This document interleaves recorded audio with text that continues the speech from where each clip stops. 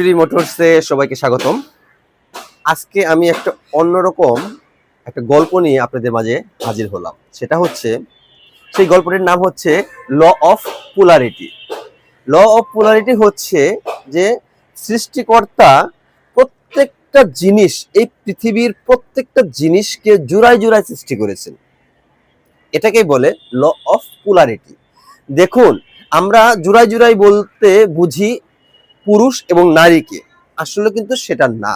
জোড়ায় জোড়ায় বলতে সৃষ্টিকর্তা প্রত্যেকটা জিনিসকেই জোড়ায় জোড়ায় সৃষ্টি করেছেন।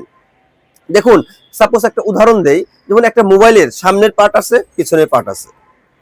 আপনার কোন একটা কাজ ভালো আছে, মন্দ আছে, কোন একটা প্রবলেম আছে, প্রবলেমের সলিউশনও আছে, ঠিক আছে?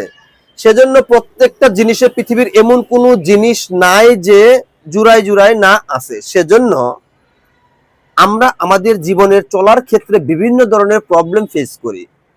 সেই প্রবলেমটাকে যদি আমরা ওই প্রবলেমের দিকে ফোকাস দেই, সলিউশনের দিকে ফোকাস না দেই, তাহলে আমাদের এই যে প্রবলেমটা ডে বাই ডে বৃদ্ধি পাবে।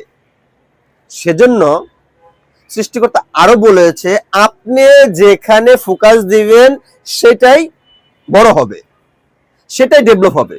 সেজন্য ফোকাস ইজ ভেরি ইম্পর্টেন্ট। আমরা যেখানে প্রবলেম পড়ি না কেন, শুধু প্রবলেমের দিকে আমরা ফোকাস না দিয়ে যদি আমরা সলিউশনের দিকে ফোকাস দেই, মানে সমস্যার সমাধানের দিকে ফোকাস দেই, তাহলে আমাদের জীবনের সমস্যাটা সমাধান হয়ে যাবে। আমরা সুন্দরভাবে এই সৃষ্টিকর্তার শ্রেষ্ঠ জীব হিসেবে সুন্দরভাবে আমরা জীবনযাপন করতে পারবো।